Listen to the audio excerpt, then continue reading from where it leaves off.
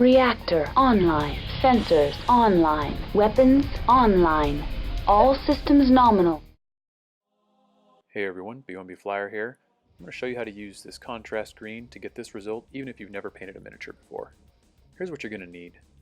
I've got Citadel's Militarum green, some Viejo paints, a charcoal as well as a gunmetal, some soap to clean your brushes, a miniature, and then some synthetic acrylic brushes.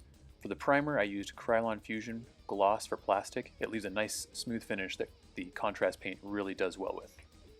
Shake that can real well and follow the instructions. Ensure you get a smooth finish and let it cure completely before moving on.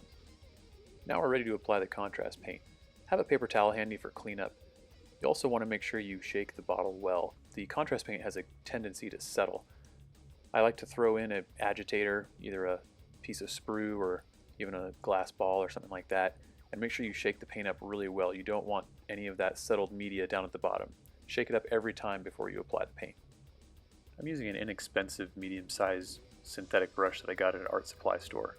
Load your brush up fairly heavily and start at the top of your miniature. You want to use a good amount of paint so that you can work it into areas easily.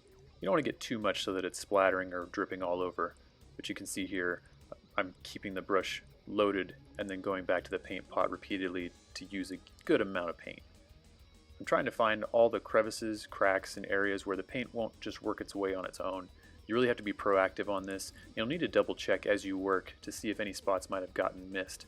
The paint has a tendency to draw back from areas that it wasn't brushed onto, and it can leave either light colored or completely missed spots that you don't want at the end result. As you're working, if you're doing multiple miniatures and you find that you need to clean up your brush or take a break, rinse your brush off, use some of that soap that I told you about at the beginning, or brush soap if you have it, and thoroughly clean your brush. The contrast paint will dry and really get sticky in the ferrule there of the brush. If you've washed your brush or rinsed it off, make sure you use that paper towel to remove most of the water. You don't want the water mixing with the contrast paint. They don't really work together like a normal acrylic would. A technique that I've found is that after I've painted about half of the miniature with the contrast paint, I go back and look at areas that either I have too much paint or not enough. I'm also looking for areas that might have been completely missed or that the paint drew back from. That's what contrast paint does, is it draws back from those hard edges to give you that lighter coat. I'm just making sure that every crevice has what it should have, as well as removing pooling. You can use a paper towel to dab it away. Here I'm just taking it away from certain flat panels and just moving it to an area I haven't painted yet. But of course, as you get to where the entire miniature is covered, just take that paint and wick it away on a paper towel or a rag so that you're not leaving it on the miniature. As you get closer to finishing the miniature, you're going to find that the paint at the start of where you worked is going to be drying. If you find an area that you're not happy with, you have a little bit of time to take some paint on your brush and work over that area to reactivate the paint. This doesn't work for very long. That's why I suggest stopping about midway through to check. And if you find any areas that you're not happy with, you can fix them then. Continue working until you have the entire model covered, and then give it another once over just to make sure that no paint has pooled up in areas you don't want or that you haven't missed any areas. Just go back and wick away any paint from any of the larger flat panels to avoid the pooling. And once you're happy with the results, let it dry for at least 45 minutes to an hour. In between painting with the contrast paint, or when you're completely done, you want to make sure you clean up your brush. Brush conditioner or brush soap are best, but if you have to use that dish soap on a synthetic brush, that's okay. If you're using natural hair brushes, you will want a conditioner, as the natural hairs will be stripped of their oils if you just use dish soap. Here you can see the model we've been working on with one coat of the green, and the model in my right hand has had 2 coats. I like the darker green personally, but you can choose to do 1 coat if you wish. I'm just going to do the exact same process I did before, ensuring I shake up my contrast paint, and then repeat the process of applying the paint, looking for pooling areas, and letting it dry completely for 45 minutes to an hour.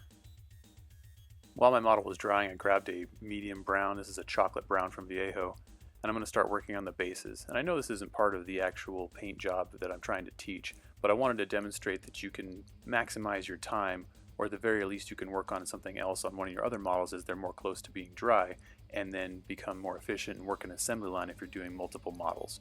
I've just added some water to this brown paint, and I'm adding it to the base, leaving the sides of the hex bases unpainted because I like to do those in black. If you like to make them the same color as your terrain, or you want to put ballast or material on the edges of them, that's completely up to you. With the contrast layers completely dry, I've grabbed a charcoal or black if you wish, and a gunmetal gray or a dark silver, whatever you like. And now I'm going to add some details just to pop out a few little areas on the miniatures to make them look a little bit more visually appealing. Using my smaller detail brush, a 0 or a 1 is fine. I just go and pick out the areas that I think need a little bit of contrasting color, or that look like they would be bare metal due to wear, or that they just wouldn't hold paint due to their particular location. During this step, I also like to throw some black down on the cockpit glass, as well as into any open barrels or missile ports that look like they could use a little bit more contrast against the rest of the paint scheme. This is also the time that you would add any accent colors, stripes, or anything else that you want to add to accent the green that you're doing, if anything.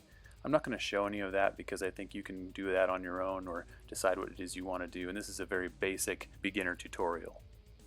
Grab some sepia ink, but you can use any dark colored wash you wish. I've added a little bit of water to mine, and now I'm going to put this on that brown I put on the base to get a little bit more variety and natural appearance. The ink will go down fairly evenly, but I'm not concerned about making it perfect. I want a little bit of that visual variety. This is optional, but I'm going to grab some desert yellow here and dry brush over the top of the textured areas on the base to add a little bit more pop and highlight. I've got my flat edge dry brush. I'm going to put a little bit of paint on and wipe away most of it on a paper towel and just drag it across the top of the textured areas on the base. Trying not to get it on the miniature, the mech itself, but if I get a little bit on there, that's okay. Continue dry brushing until you've reached the amount of highlighting that you're happy with, and you can either continue by adding another color or just leave it as it is.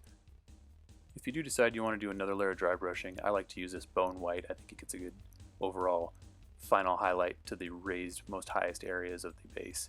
Again, an even lighter dry brush will work just fine. Here's my finished model. I went ahead and added yellow highlights, decals, and I jeweled the cockpit. Added a little bit of flock to the base, and I like the result quite a bit. Hope this was helpful for you. Follow us on Facebook, Camo Specs Online, subscribe. Let us know what you think of us in the comments. Thanks a lot for watching. We appreciate it, and we'll see you next time. Shutdown sequence initiated.